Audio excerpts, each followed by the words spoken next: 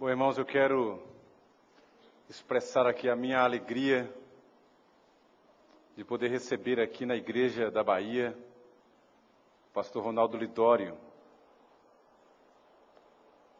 E dizer do privilégio que é para nós, para a nossa região, para a nossa igreja, poder ouvi-lo. Ronaldo é um servo de Deus. É um homem comprometido com a palavra de Deus e com a obra missionária. É uma pessoa que carrega no seu ministério a marca daquilo que é o chamado genuíno para a obra do Senhor. Alguém que Deus tem usado onde ele tem passado. Muitos anos na África, plantando ali um grande trabalho para a glória de Deus. E de uns anos para cá, ele vai dizer com mais detalhes, ali na Amazônia, entre os índios. Alguém que dedicou e tem dedicado a sua vida e a vida da sua família para pregar o Evangelho de Cristo. São muitas experiências com Deus que fazem dele um homem que nós precisamos ouvir. Foi meu colega de seminário. Não de turma, mas contemporâneo. E aprendi muita coisa com ele, tenho aprendido, e é com muita alegria que ele passa a palavra para Deus falar à sua igreja nessa noite. Que Deus o use ricamente em nome de Jesus.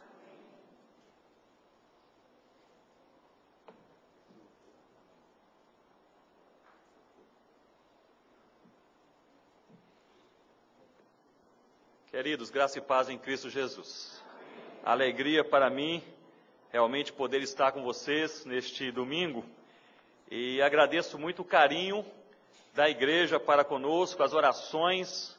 Vez por outra, recebo um e-mail, uma mensagem eletrônica de algum membro aqui da igreja, dizendo: a igreja está orando por vocês. E isto aquece o nosso coração, nos encoraja a caminhar um pouco mais, tenho certeza disto. Eu gostaria de pedir que a igreja pudesse não parar de orar por nós. E nós estaremos, Rossana, eu e até mesmo as crianças e minha mãe, estaremos indo para a África dia 2 de dezembro, daqui a exatamente um mês. E pela graça de Deus, queremos passar algumas semanas, cerca de 6 semanas, com a tribo dos Concombas, com a qual nós trabalhamos durante 9 anos, antes de voltarmos para o Brasil em 2001. E o nosso desejo ali é de realmente estar com os irmãos. Eles pediram a nossa presença. Vão reunir a liderança das 23 igrejas, cerca de 90 pessoas, e devemos passar ali aquelas semanas estudando a palavra de Deus.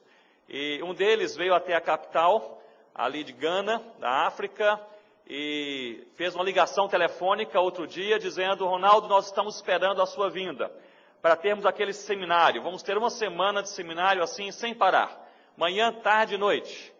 Você aguenta também de madrugada? Eu falei: madrugada não, vamos ficar manhã, tarde e noite. E eu falei: qual o tema que vocês querem estudar nesta uma semana de seminário? Eles falaram: vamos conversar, daqui a pouco nós ligamos de novo. Aí conversaram daí meia hora, fizeram outra ligação e falaram: nós já chegamos a uma conclusão, o tema vai ser a Bíblia. Nós queremos estudar a Bíblia. Eu falei: está muito bom. Está muito bem, vamos estudar a Bíblia. Irmãos, a etnia Concomba está agora, pela graça de Deus, enviando os seus primeiros missionários. Estão enviando os seus missionários para o país vizinho, o Togo, e eles estão chegando ali pregando o Evangelho do Senhor Jesus. Então nós estamos fazendo essa viagem, não apenas com o intuito de encorajá-los na palavra de Deus, mas também porque em 2004 nós tivemos o privilégio de entregar o Novo Testamento completo na língua principal falada pelos Concombas, que é a língua Limompelo.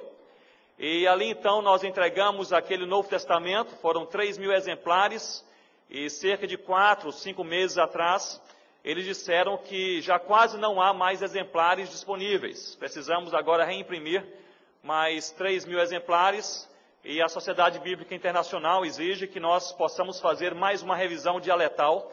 Então esta viagem tem também este objetivo: verificar se o máximo possível de dialetos está sendo coberto por essa tradução da palavra de Deus para essa língua principal. Porque os Concombas falam 4 línguas centrais, 11 outras línguas, 23 dialetos e mais de 60 subdialetos. Então é uma complexidade linguística enorme.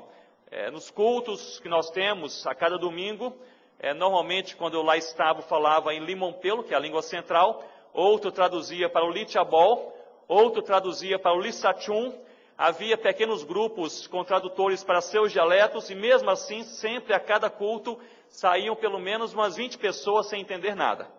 Então nesta complexidade linguística que a palavra de Deus chega, irmãos, eles valorizam tremendamente a palavra de Deus.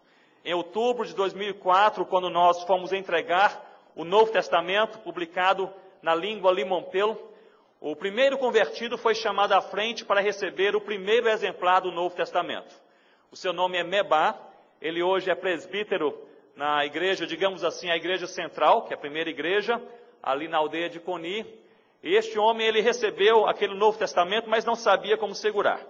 Ele recebeu mais ou menos como nós recebemos uma criança recém-nascida nos braços, sem saber bem como segurar. E ele então começou a voltar para o seu lugar com o Novo Testamento, primeira vez que alguém recebia um Novo Testamento em sua própria língua. Voltou para o seu lugar assim com passos bem curtos, com aquele temor de deixar cair. Os diáconos da igreja, vendo a aflição do presbítero, rapidamente correram, cerca de 12 diáconos, fizeram assim um círculo ao redor dele e colocaram a mão por baixo, como quem diz, se cair a gente segura. E aí voltaram todos eles assim, a passos curtos, para aquele lugar. Rossana e eu ficamos tão emocionados. E a Rossana estava ao meu lado e me disse, querido, eles recebem a Bíblia como quem recebe uma barra de ouro. E é verdade, irmãos, é verdade. Mas nós bem sabemos que a palavra de Deus é muito mais preciosa do que uma barra de ouro. Não é verdade, irmãos? Que tem a capacidade para converter, para renovar, para restaurar, para convencer e para fazer alguma coisa nova em nossas vidas. Fiquemos de pé por mais um momento e abramos assim esta palavra de Deus preciosíssima na carta de Paulo aos Romanos. Carta de Paulo aos Romanos, no capítulo 1. Eu gostaria de ler alguns versículos com vocês nesta carta de Paulo aos Romanos, capítulo 1.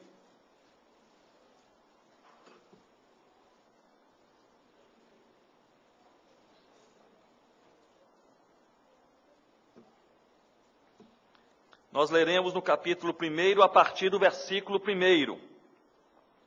Nesta carta que o apóstolo Paulo escreve a duas mãos. Escreve como teólogo, reafirmando a igreja em Roma sobre os fundamentos da fé cristã, mas escreve também como missionário, dizendo que Jesus precisa ser anunciado onde ele ainda permanece desconhecido. Paulo escreve esta carta à igreja em Roma, que ele desconhecia, uma igreja que ficava no epicentro do Império Romano, essa cidade com um pouquinho mais de 1 milhão de pessoas, naquela época, uma cidade expressiva, e essa igreja que era conhecida como uma igreja madura no Senhor Jesus.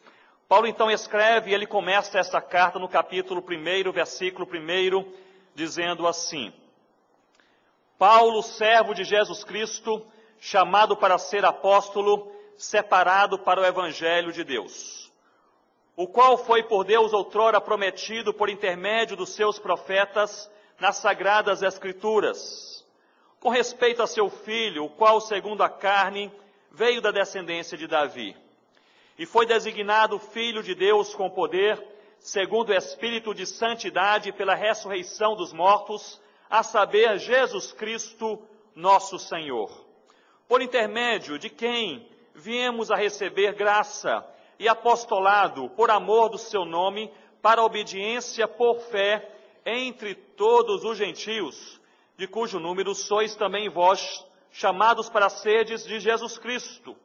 A todos amados de Deus que estais em Roma, chamados para serdes santos, graça a vós outros e paz, da parte de Deus nosso Pai e do Senhor Jesus Cristo. Versículo 8. Primeiramente dou graças a meu Deus, mediante Jesus Cristo, no tocante a todos vós, porque em todo o mundo é proclamada a vossa fé.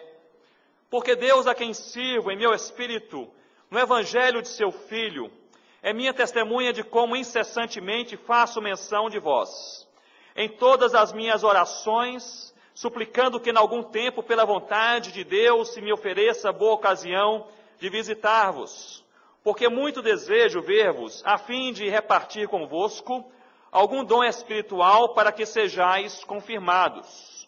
Isto é, para que em vossa companhia reciprocamente nos confortemos, por intermédio da fé mútua vossa e minha. Porque não quero, irmãos, que ignoreis que muitas vezes me propus ir ter convosco, no que tenho sido até agora impedido, para conseguir igualmente entre vós algum fruto, como também entre os outros gentios. Pois sou devedor, tanto a gregos como a bárbaros, tanto a sábios como a ignorantes. Por isso, quanto está em mim, estou pronto a anunciar o evangelho também a vós outros em Roma. Versículos 16 e 17, leiamos todos juntos. Pois não me envergonho do evangelho, porque é o poder de Deus para a salvação de todo aquele que crê, primeiro do judeu e também do grego, visto que a justiça de Deus se revela no evangelho de fé em fé, como está escrito, o justo viverá por fé. Senhor Deus, nós louvamos a Tua palavra, palavra do Senhor. Palavra poderosa, que um dia nos salvou,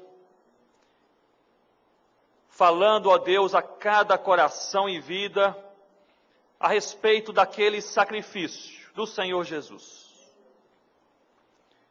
Sacrifício, ó Deus, efetuado há 2000 anos atrás, sangue derramado, sangue este que nos lavou, sangue este que nos purificou e nos deu vida nova. Ó Pai, nós estamos aqui nesta noite conscientes de maneira plena da nossa dependência do Senhor Jesus para todas as coisas. Dependemos do Senhor para crer, para pregar, para orar, para entender, para viver a Tua palavra. Ó Deus, o Senhor nos conhece como nem nós mesmos nos conhecemos.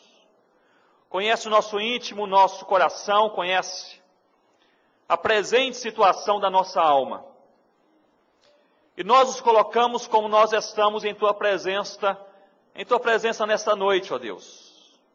E temos tão somente uma oração. Ó Pai, que o Senhor olhe para cada um de nós em nome do Senhor Jesus. Que o Senhor possa verdadeiramente sondar o nosso coração como só o Senhor faz. Ó Deus, vê aqueles caminhos em nossos corações, em nossa alma, em nossa mente. Livra-nos do caminho mau, coloca-nos no caminho da luz, da verdade do Senhor Jesus. Ó Deus, a Tua palavra que é viva, que ela possa ser traduzida para a nossa vida diária uma vez mais. Nós te pedimos em nome do Senhor Jesus. Amém, ó Deus. Podem se assentar, queridos, mas mantenham suas Bíblias abertas comigo. Em Romanos, no capítulo 1, nós iremos pontuar algumas verdades da palavra de Deus neste texto. Eu creio, irmãos, que nós encontramos aqui no capítulo 1 o que eu tenho chamado de os essenciais da missão. O apóstolo Paulo, ele escreve esta carta à igreja em Roma, uma igreja conhecida pela sua fundamentação, pela sua convicção na doutrina evangélica, por uma igreja que amava profundamente o Senhor Jesus. Porém, o apóstolo Paulo, ele traz à mente, ao coração dessa igreja, os essenciais da missão. São aqueles elementos que não podem faltar em nossa vida cristã e no cumprimento da missão que o Senhor Jesus nos confiou um dia. Nós estamos aqui nesta terra e nós estamos aqui hoje, graças a Deus, com vida, com saúde.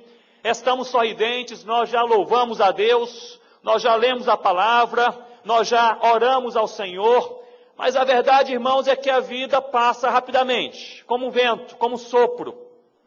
Ontem nós éramos crianças, hoje já somos adultos, alguns têm filhos, outros têm netos, e por vezes nós olhamos aquelas fotos mais antigas e coisas que nós realizamos ou pelas quais nós passamos há 20, quem sabe 25 anos atrás, e passa pela nossa mente este pensamento: parece que foi ontem.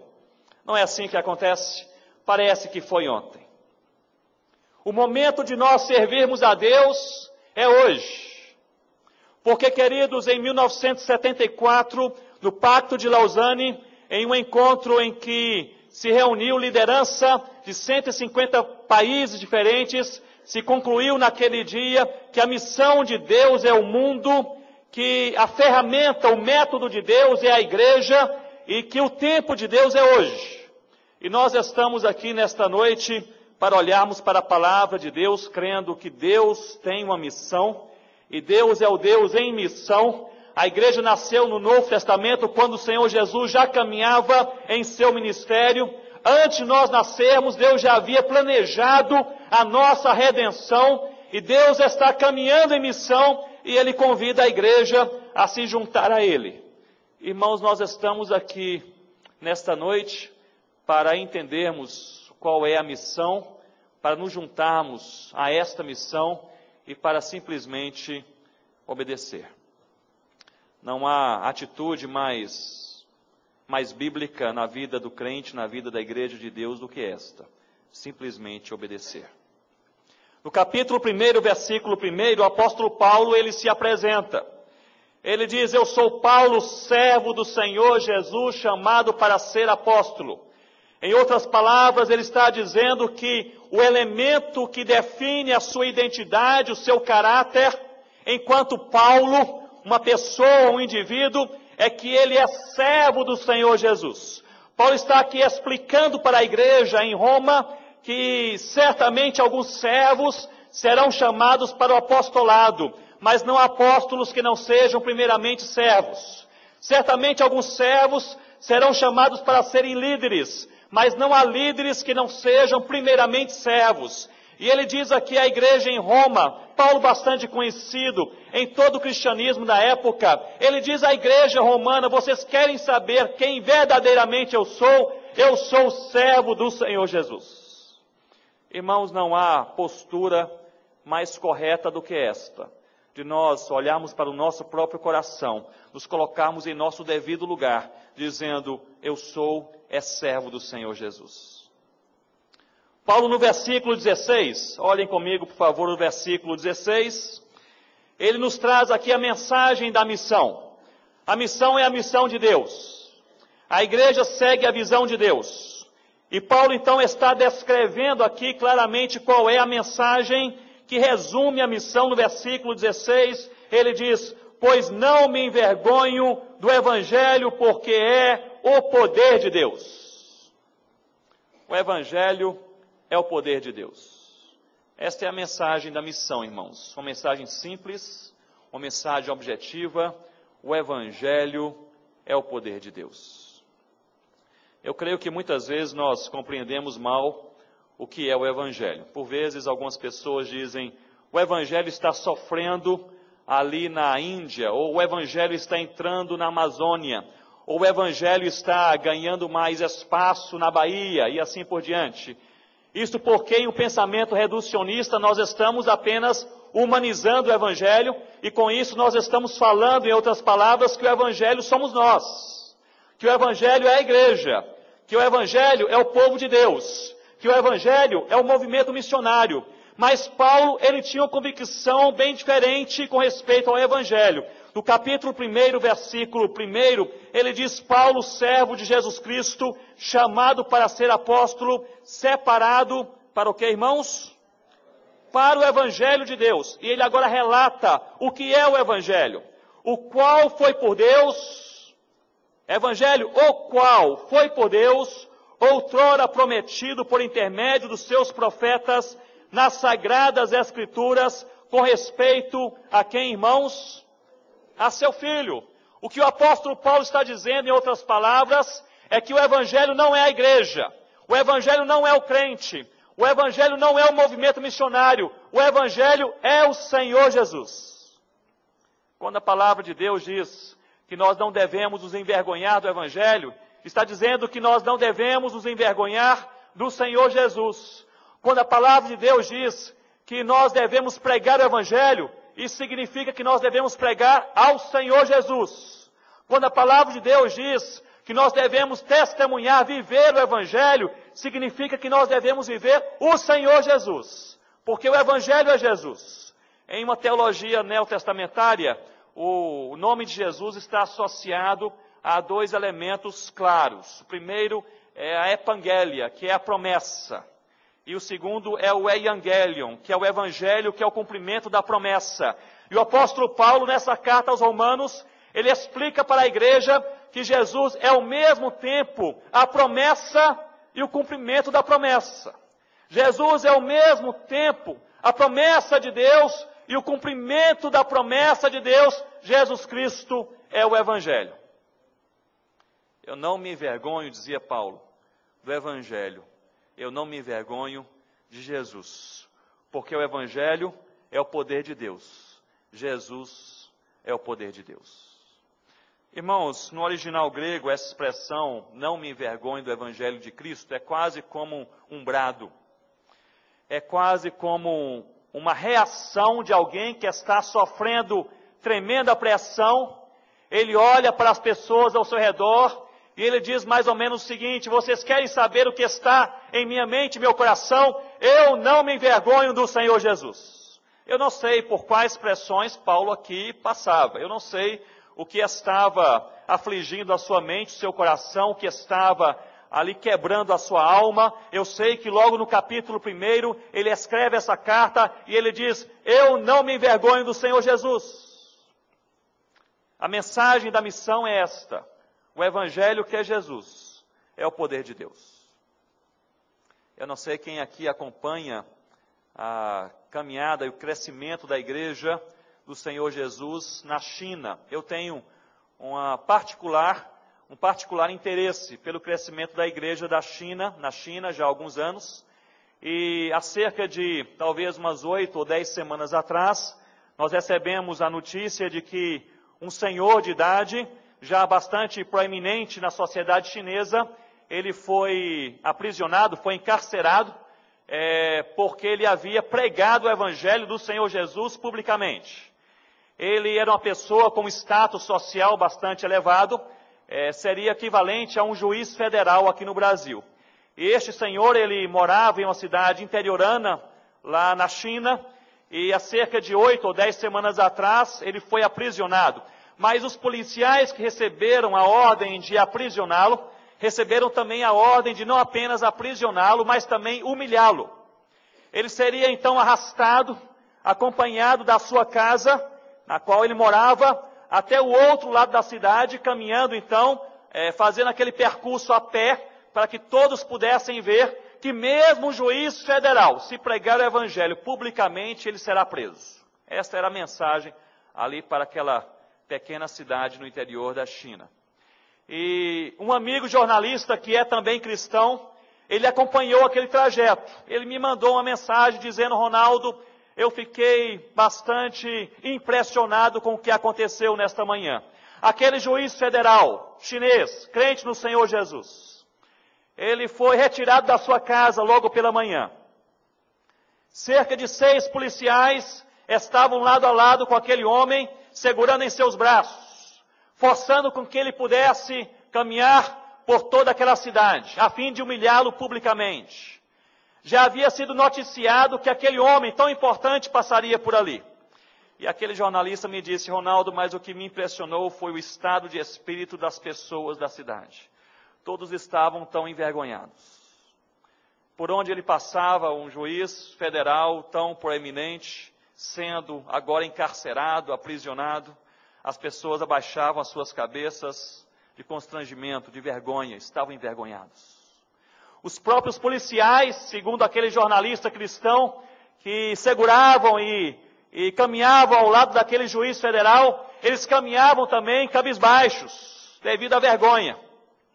E ele disse: a única pessoa que tinha a sua cabeça erguida era o próprio juiz federal. E ele passou de um lado a outro lado da cidade, com seus braços também erguidos, gritando em alto e bom som, dizendo: eu amo ao Senhor Jesus. Irmãos, quando eu li aquele relato, veio à minha mente o capítulo 1, versículo 16, eu não me envergonho do Evangelho, porque o Evangelho é Jesus. O Evangelho é Jesus. Eu gostaria de lhes encorajar em nome de Jesus, a vocês não se envergonharem do Evangelho, que é o poder de Deus.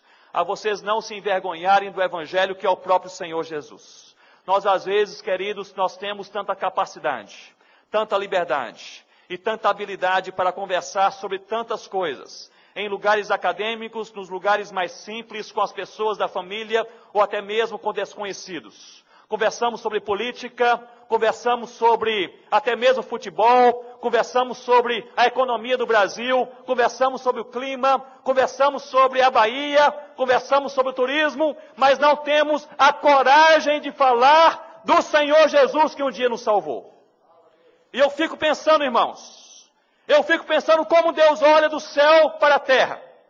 Ele não poupou o Senhor Jesus, seu Filho único, de ser humilhado por nós, naquela cruz, naquele Calvário.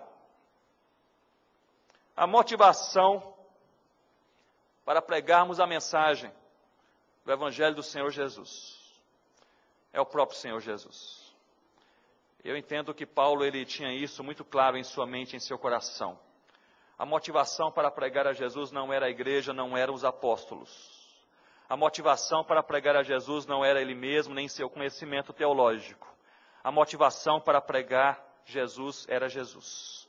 E ele dizia, eu não sei para quem ele dizia, além da igreja, em Roma, mas neste brado, talvez debaixo de muita pressão, talvez para os estoicos, talvez para os filósofos da época, que olhavam para Paulo dizendo, você é um homem tão ilustre, tão inteligente, você ainda anda conversando sobre essa religiosidade simplista. Talvez para estes, o apóstolo Paulo, ele crava aqui esse versículo e diz, vocês querem saber de uma coisa? Eu não vou me envergonhar de Jesus Cristo em minha vida. Irmãos, não importa o que façamos, por onde passemos, não nos envergonhemos do Evangelho, porque o Evangelho é o Senhor Jesus. A mensagem da missão é esta, eu não me envergonho do Evangelho, o Evangelho que é o Senhor Jesus, e este Evangelho, ele é o poder de Deus. Irmãos, o que converte o coração daquele que está perdido não é a habilidade, a eloquência, a argumentação do pregador nem do missionário, é o poder de Deus. Poder de Deus. Nós temos hoje lá na nossa equipe na Amazônia 39 missionários. Trabalham estes missionários em 12 diferentes tribos indígenas. E alguns dos nossos melhores missionários, mais bem treinados linguisticamente, estão trabalhando com uma etnia, e eles ali naquela etnia estão já há cerca de 4 anos tentando encontrar o termo certo a ser usado para comunicar Deus. Há cerca de 2 semanas atrás, passamos um dia em uma consulta linguística ali com eles, tentando juntos juntar os dados, as informações e chegar a essa conclusão, como nós podemos expressar nesta língua este conceito, esta palavra, Deus. Uma língua complexa, em uma cultura complexa, em um local remoto na Amazônia brasileira. Vez por outra, esses nossos missionários, humanos que são, eles conversam entre si dizendo, o que será que há de acontecer? Será que um dia eles receberão o Evangelho e se converterão ao Senhor Jesus? Ali no meio da mata, esses indígenas. Irmãos, se nós olharmos para a complexidade linguística ou cultural, para a localização geográfica, nós iremos desanimar. Mas o que nos anima é apenas esta convicção, que as pessoas não se convertem pela capacidade daquele que prega, as pessoas se convertem porque este Evangelho é o poder de Deus. É o poder de Deus. E é por isso que você prega o Evangelho, quem sabe já aconteceu isso contigo, 5, 6, 7 vezes, para a mesma pessoa, essa pessoa não quer ouvir nada do Senhor Jesus. E lá pela 8ª vez você fala a mesma coisa, do mesmo jeito, e aquela pessoa se quebranta e se entrega aos pés do Senhor Jesus. E já aconteceu comigo uma vez, e você vai para casa pensando assim, o que foi que eu fiz de diferente? Eu falei a mesma coisa. a pessoa ouviu do mesmo jeito, mas levou aí 7, 8, 9 vezes para essa pessoa se entregar ao Senhor Jesus. Franz Schaeffer já dizia que nós temos a capacidade de convencer a pessoa de que ela é pecadora, ou seja, moralmente imperfeita. Nós podemos conversar com o incrédulo e argumentar ao ponto de convencê-lo de que ele é moralmente imperfeito, portanto pecador. Mas só o poder de Deus consegue convencê-lo de que ele está perdido, que ele precisa de Deus e transformar o seu coração. O Evangelho, que é Jesus, é o poder de Deus. E esta é a mensagem, irmãos, simples, mensagem que estava no coração de Paulo. Mas há também, Paulo descreve aqui neste capítulo, qual era a necessidade da missão. Não apenas a mensagem da missão, mas a necessidade da missão. Por que pregar o Evangelho? O Evangelho, que é Jesus, é o poder de Deus. Mas por que pregar Jesus? Por que falar Jesus? Por que testemunhar Jesus? Versículo 18, Paulo diz que a ira de Deus se revela contra toda a impiedade e perversão dos homens, que detêm a verdade pela injustiça. No versículo 20, Paulo diz que Deus se manifestou na criação e nós não o vimos, e portanto nós somos assim indesculpáveis. Olhem bem para mim, por favor, nesse momento, para que nós possamos entender este ambiente pintado por Paulo aqui do versículo 18 ao versículo 20. Paulo está dizendo que o homem é impiedoso, a humanidade é naturalmente, após a queda, impiedosa. A expressão grega aqui para impiedade significa que nós rompemos com Deus e com todos os valores de Deus. O apóstolo Paulo diz que a humanidade é não apenas impiedosa, mas ela também é perversa. A palavra grega utilizada aqui para perversão significa que nós rompemos com todos os homens e com os valores humanos. O que Paulo está dizendo, em outras palavras, é que a humanidade, devido ao pecado, ela rompeu com Deus e ela rompeu com o próximo. E, portanto, ela criou um ambiente de injustiça. Deus se manifestou na criação e nós não o vimos. Portanto, nós somos indesculpáveis. Perante isto, o apóstolo Paulo continua o capítulo dizendo: só há uma solução para o homem que é impiedoso, ele é perverso, ele é injusto e ele é indesculpável. A solução é Jesus. A solução é Jesus. Eu sempre tento trazer isto à minha mente, porque nós muitas vezes e muito facilmente temos a tendência de humanizar o Evangelho. O Evangelho é Jesus, mas nós pensamos algumas vezes que o Evangelho somos nós. Há igrejas que se autoproclamam pensando em estar assim, proclamando o Evangelho. Não estão proclamando a própria sociedade cristã tão somente. Proclamar o Evangelho é proclamar Jesus. Paulo, ele é altamente cristocêntrico. Há movimentos missionários que se autoproclamam, ou proclamam uma ética cristã, pensando estar assim, proclamando o Evangelho. Não estão apenas ensinando sobre a ética cristã. Ética cristã é outra coisa. O que o apóstolo Paulo está proclamando é o Senhor Jesus. Queridos, a necessidade da missão é clara. A humanidade perversa e impiedosa, ela criou para si mesma um ambiente de injustiça. E ela se tornou indesculpável. E não há igreja, não há missionário, não há movimento ético cristão suficiente na terra que possa resgatá-la. Só há uma pessoa que pode fazer isso e é o Senhor Jesus. Irmãos, eu creio, e eu tenho pensado sobre isso neste ano. Cada ano eu escolho um tema em meu coração para ser aquele tema devocional. Neste ano, o tema devocional que está em meu coração desde janeiro são os essenciais da vida cristã. E eu tenho chegado à conclusão que nós complicamos demais as coisas. Nós estamos tornando o cristianismo algo tão complexo, algo com uma complexidade tão profunda, que nós perdemos o foco, e o foco é Jesus. Nós podemos nos adornar como crentes, nós podemos falar como crentes, nós podemos ler como crentes, nós podemos distribuir panfletos como crentes missionários, e mesmo assim não ter Jesus centralizado e enraizado em nosso coração. Nós podemos ter palavra de vida sem ter vida. Nós podemos ter uma palavra de santidade sem sermos santos. Nós podemos ter uma palavra missionária sem pregarmos o Evangelho. Nós podemos e temos essa capacidade carnal de ouvir e pregar as mesmas coisas todo domingo, sem ter a nossa vida transformada pelo que nós ouvimos. É uma capacidade carnal natural do homem. John Knox já dizia que entre o conhecimento e a transformação há o quebrantamento. E queridos, entre o conhecimento, aquilo que entra na nossa mente, que convence a nossa mente, que argumenta com a nossa mente, e a transformação de vida, há o quebrantamento. E nós somos tão dependentes de Deus que nem quebrantar a nós mesmos nós conseguimos.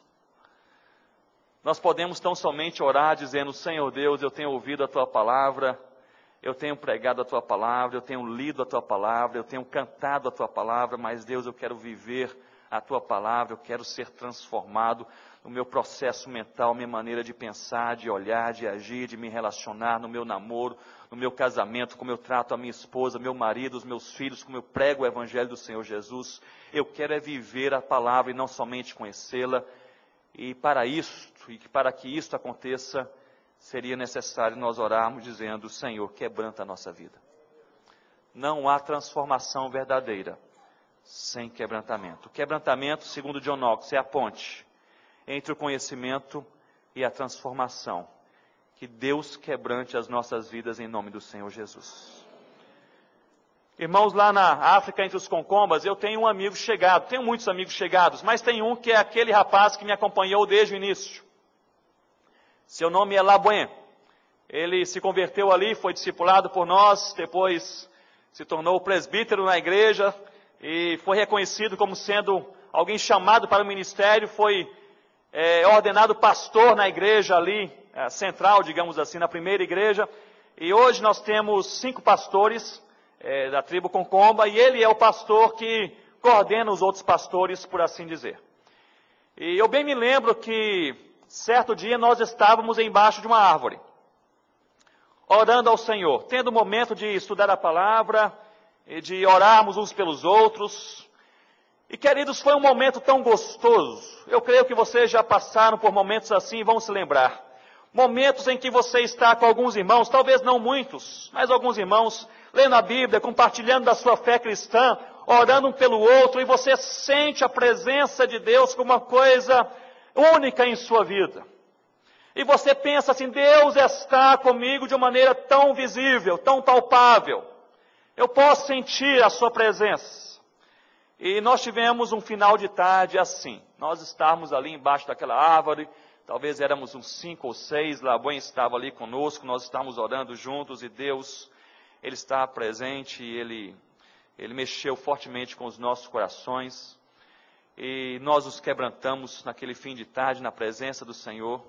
E o Labuen, ele olhou para mim e disse, lá eles me chamam de Ukaljá, significa homem branco. Eles acham que o nome Ronaldo é horrível. Então, eles me deram um nome, Concomba, que é Umborbi. Umborbi é lindo, mas Ronaldo é horrível. Umborbi, de fato, significa Deus, ou a Deus, aquele que diz a Deus.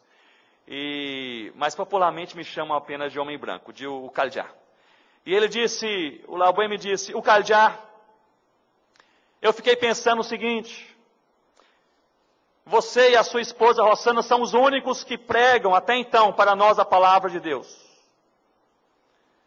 Nós não temos nem a palavra em nossa língua, naquela época ainda não havia. Nós apenas a ouvimos por vocês. E você disse que lá no seu país há milhares de pessoas que pregam a palavra de Deus em milhares de igrejas. Eu falei a verdade. Ele disse, você me disse que lá no seu país há milhares de pastores. Como você é pastor, eu falei a verdade. Ele me falou, você me disse que no seu país você tem não apenas a Bíblia completa em sua língua, mas você tem esta Bíblia em várias versões diferentes. Eu falei, é verdade também. E ele então encheu seus olhos de lágrimas e me disse, o Kaljar, eu estou com uma grande inveja de vocês. Porque se aqui, tendo tão pouco, essas gotas do Evangelho, nós já temos sentido, experimentado a presença de Deus, e temos um desejo tão grande de nos santificarmos na presença de Deus, com essas gotas do Evangelho, eu imagino lá no seu país deve ser uma maravilha. Milhares de pastores pregando, milhares de pessoas com a sua própria Bíblia, em sua própria língua, até mesmo em várias versões. Milhares de igrejas espalhadas. Vocês devem ser um povo extremamente santo. E eu fui para casa, depois daquele seu comentário, eu nada falei. Eu fui orar por alguns minutos e pensar. Irmãos, não é bem assim. Não é bem assim. Nós temos a palavra abundantemente. Nós temos pregadores da palavra a cada semana. Palavra que é pregada fielmente desse púlpito, desta igreja, há mais de 100 anos. Nós somos indesculpáveis, porque nós conhecemos plenamente a palavra de Deus. E para que possamos vivê-la, nós devemos tão somente orar dizendo, Deus, quebranta o meu coração em nome de Jesus. Quebranta o meu coração. A necessidade da missão é esta. Por que pregar o Evangelho? Somos impiedosos, perversos, injustos, indesculpáveis. Há apenas uma solução, a solução é Jesus. Tanto para o baiano quanto para o amazonense. A solução é Jesus, não há outra solução. Queridos, há ainda cerca de 40 milhões de africanos que nunca ouviram o nome de Jesus em suas vidas. Eles não serão salvos se não ouvirem, porque a solução é Jesus, não é outra coisa.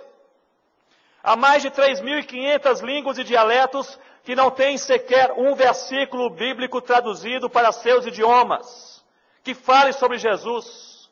Apenas no meio da comunidade indígena brasileira, há cerca de 100 etnias, 100 tribos indígenas, sem nenhuma presença missionária ainda em nossos dias. Nos últimos 10 anos, o cristianismo, ele cresceu 45% no mundo. O islamismo, ele cresceu 500% em todo o mundo. É religião majoritária em 43 países em todo o mundo e quer ser a religião majoritária, pasmem, na Europa em 2020.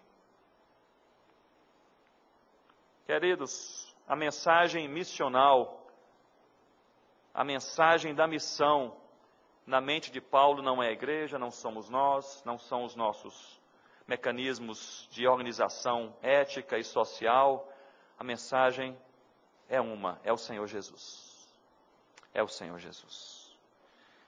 E tanto o vizinho do outro lado da rua precisa ouvir Jesus, quanto o africano do outro lado do mundo igualmente precisa ouvir de Jesus, porque para ambos não há uma outra solução, é só Jesus. Paulo ele nos fala a respeito da manifestação da missão. Deus nos convida a crer. Olhem comigo, por favor, o versículo 17.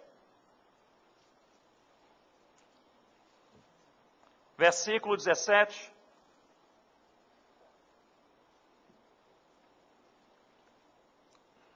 Visto que a justiça de Deus, leiamos todos juntos, visto que a justiça de Deus se revela no Evangelho de fé em fé, como está escrito, o justo viverá por fé.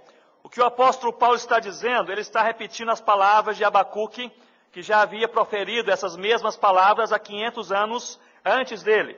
E Abacuque proferiu essas mesmas palavras, o justo viverá por fé. Queridos, em uma situação muito específica, o povo de Deus, Israel, estava sendo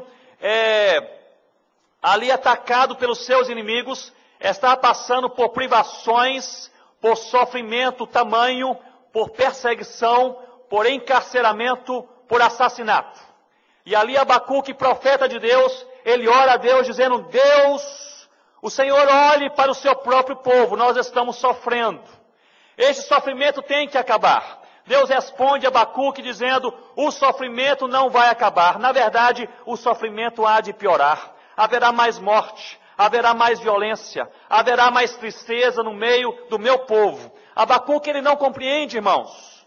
Por que Deus, Todo-Poderoso, capaz de intervir no nosso sofrimento, não faz? Por que Deus, Todo-Poderoso e cheio de amor, tem a capacidade de interromper a enfermidade, a violência, o sofrimento neste minuto e não faz? Abacuque não compreende. Quais são os propósitos de Deus? Ele sobe uma torre de vigia, ele diz: eu não sairei daqui até entender Deus. Porque se o povo está morrendo e Deus pode libertá-lo e não faz. Quais são os propósitos de Deus? Ao longo do livro, Abacuque, em diálogo com Deus, começa a perceber algo tremendo, que nós precisamos também perceber. Que o propósito maior de Deus não é nos livrar da provação. O propósito maior de Deus é colocar fé em nossos corações. Deus nos convida a crer. E Deus permite a provação com este propósito maior. Porque Deus vê além das cores que pintam a nossa vida. Deus vê além do horizonte. No meio do sofrimento há Deus. E Deus tem um propósito. E dentre tantos outros propósitos, este propósito de Deus, compreendido por Abacuque, é este. Deus, através do vale da sombra da morte, Ele coloca um pouco mais de fé em nossos corações, ao ponto de nós olharmos para o Senhor, quem sabe uma noite como esta, dizendo: Deus, a resposta não veio, e eu não sei se virá esta semana, mas independente da resposta que vem ou não, eu creio que o Senhor controla a minha vida e eu estou em boas mãos. Irmãos, Abacuque compreende finalmente isto, e ele diz: o justo viverá, não por aquilo que ele experimenta, não pela manifestação visível da presença de Deus, mas o justo viverá por fé. Deus convida Israel, Deus convida as nações, Deus convida a você e a mim para que nós possamos crer no Senhor. Irmãos, em outubro passado, Rossana e eu, nós estávamos fazendo uma viagem, digamos assim, pastoral, para visitar os nossos missionários ali na região amazônica, e nós viajamos durante 18 dias, foram viagens por vários lugares, os nossos missionários se espalham em 7 rios diferentes na Amazônia, e ali nós resolvemos, vamos fazer ali uma viagem pastoral para dar aquela encorajada, para orar com eles e ver como eles estão. E foi uma viagem ótima, porque tudo estava indo muito bem. Eu estava achando até estranho, porque sempre a gente pega uma tempestade, ou pega um sol muito quente, ou algum problema no motor, mas desta vez nada disso acontecia, tudo estava indo muito bem. Até o último dia. No 18º dia de viagem, nós saímos de São Gabriel da Cachoeira, pelo Rio Negro, para Santa Isabel.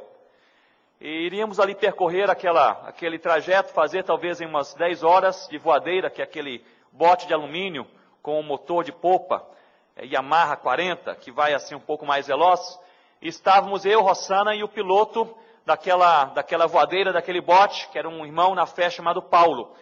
E nós estávamos ali e nós tínhamos que atravessar o Rio Negro numa parte bem larga do rio, que media 22 quilômetros de margem a margem. Então, imaginem aí 22 quilômetros de rio. Os rios ali são rios, não é? Os nossos rios aqui, os indígenas chamariam de igarapé, que é riacho. E não é a parte mais larga do Rio Negro. A parte mais larga tem 37 quilômetros, de um lado até o outro. Mas nós iríamos atravessar essa parte com 22 quilômetros. Bem sabíamos que é uma parte profunda, é uma parte com muitas corredeiras também, uma região agitada, com águas agitadas. E nós então pensamos que nós deveríamos esperar por um momento propício.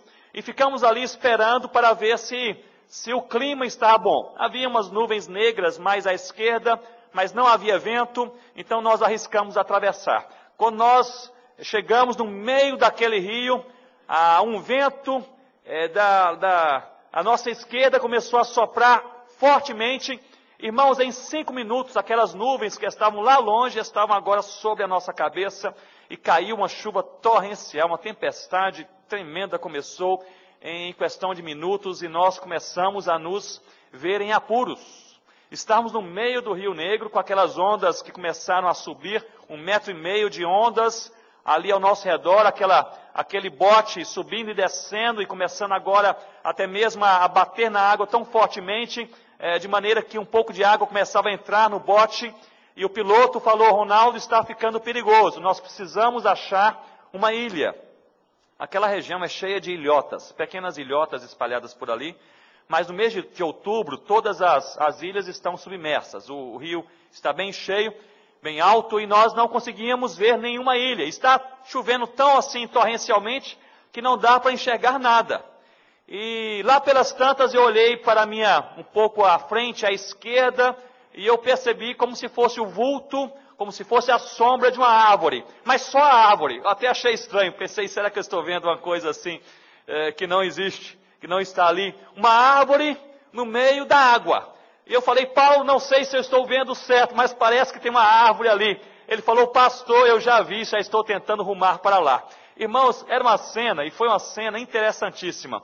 Era uma ilha, certamente, totalmente submersa, com as suas árvores submersas, apenas uma árvore, que certamente era a árvore mais alta de toda a ilha, ela estava acima do nível da água, e era uma árvore forte, frondosa, que estava ali no meio daquele rio, 22 quilômetros de margem a margem, no meio de uma tempestade.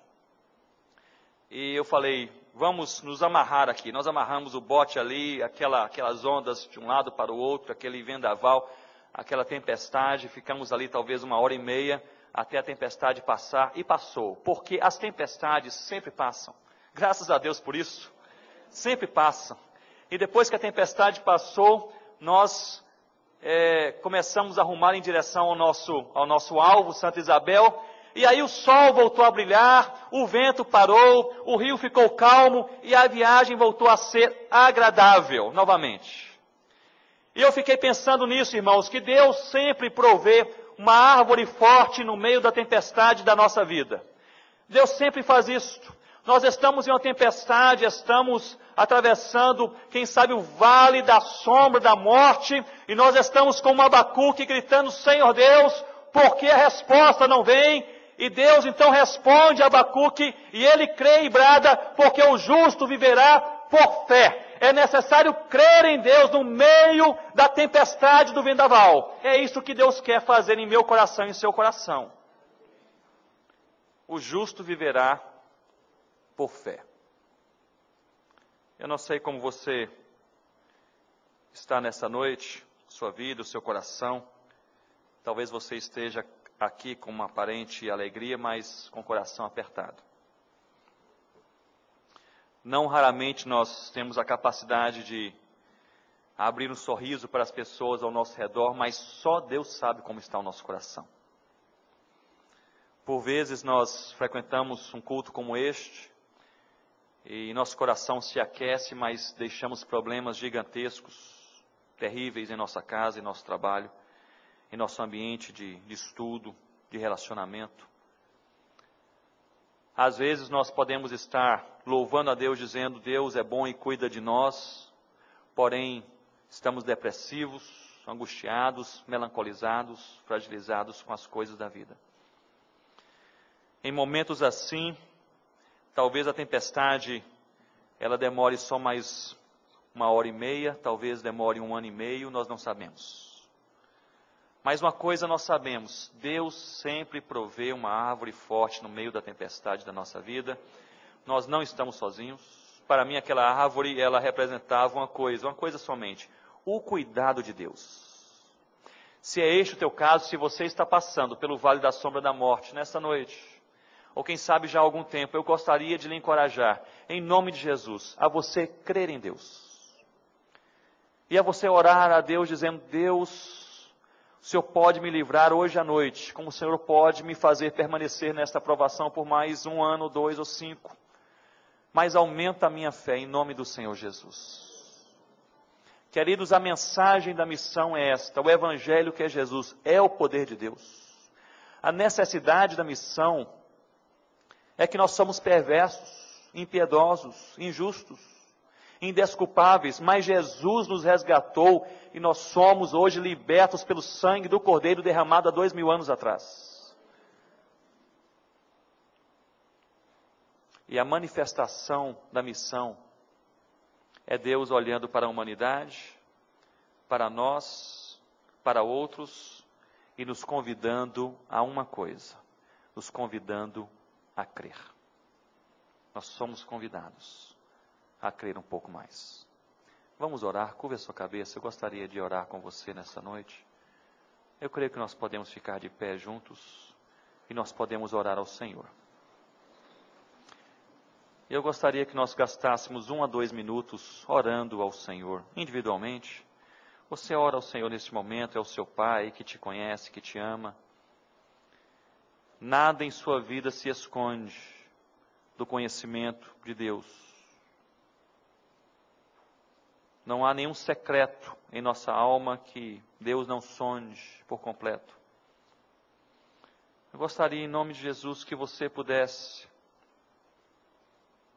se você está se envergonhando do Evangelho em sua vida, em seus relacionamentos, em suas amizades, ao ponto de você evitar falar e apresentar Jesus com receio da humilhação, talvez das piadinhas, do preconceito, da timidez.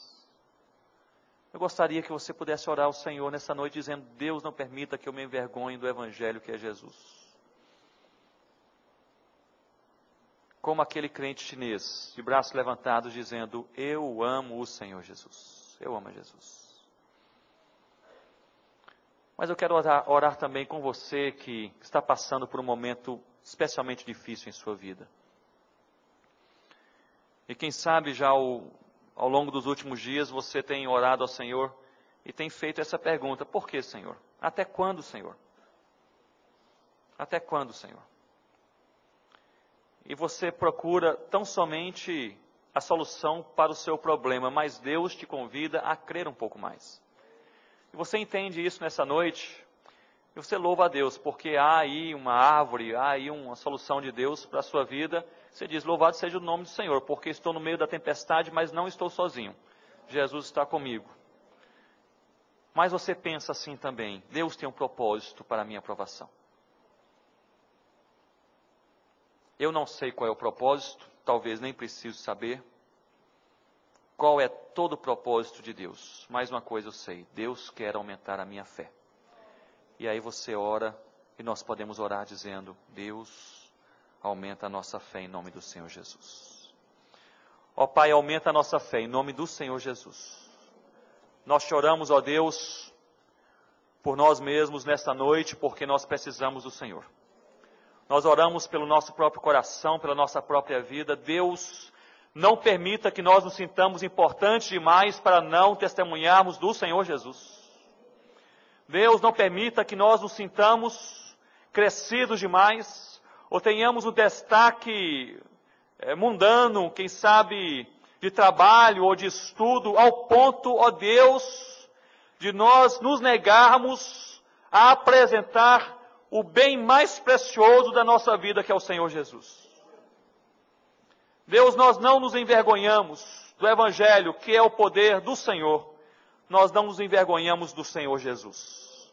Ó Pai, nós oramos para que a nossa vida seja uma vida, ó Pai, marcada não somente pelo conhecimento daquilo que o Senhor quer para nós na Tua Palavra, mas por uma experimentação, ó Deus, por uma vivência diária dos valores do Evangelho. Ó Deus, e para isso acontecer, muitas vezes precisamos ser quebrantados em alguma coisa da nossa vida. E se necessário for, ó Deus, se o Senhor assim entender, nós oramos como igreja, como família e também como indivíduos nessa noite, dizendo: Deus, quebranta o nosso coração em nome de Jesus. Não permita o endurecimento do nosso coração, não permita, ó Deus, que sejamos, ouvintes tão sinceros, mas que não praticam a palavra crida, pregada, cantada. Em nome de Jesus, livra-nos deste mal. Ó Pai, nós queremos experimentar, viver, testemunhar aquilo que enche a nossa mente, que desça ao coração, que quebranta a nossa alma, que transforma a nossa vida. Deus Santo e querido, nós queremos também orar por aqueles que estão passando por um dia mau, por um momento difícil, terrível, quem sabe. E quem sabe estão orando neste momento, com os corações apertados, dizendo: Senhor Deus, o Senhor sabe o sofrimento pelo qual eu passo. Talvez alguns passem por sofrimentos visíveis, públicos. Uma enfermidade que caiu sobre alguém já há algum tempo nessa igreja e todos veem e sabem. Outros passam por um sofrimento íntimo, secreto, que ninguém percebe, nem o marido, nem a esposa, nem o pastor, nem um amigo, mas o Senhor sabe que é uma avalanche na alma, no coração. Deus, em ambos os casos, nós pedimos ao Senhor nessa noite, ajuda-nos a crer um pouco mais em nome de Jesus. Ó Deus, se o Senhor quiser nos livrar da provação nesta noite, louvado seja o nome de Jesus. Nós desejamos isso. Se o Senhor, para o nosso próprio bem, ou para a tua glória, Senhor Deus, o Senhor permitir essa provação mais um mês, 6 meses, 1 ano, ó Deus, louvado seja o nome de Jesus também, porque o Senhor sabe o que faz. Ó Deus, em qualquer caso, nós queremos tão somente orar ao Senhor, dizendo: Deus, ajuda-nos a crer um pouco mais, aumenta-nos, ó Deus, aumenta a nossa fé em nome do Senhor Jesus. Para que nós possamos sair daqui nessa noite, passarmos essa semana, sentindo de maneira clara em nossos corações: eu creio um pouco mais em Deus. De fé em fé, de passo em passo, crendo em Jesus, seguindo a Jesus e pregando a Jesus. É em nome de Jesus que nós oramos. Amém, ó Deus. Que Deus nos abençoe, irmãos.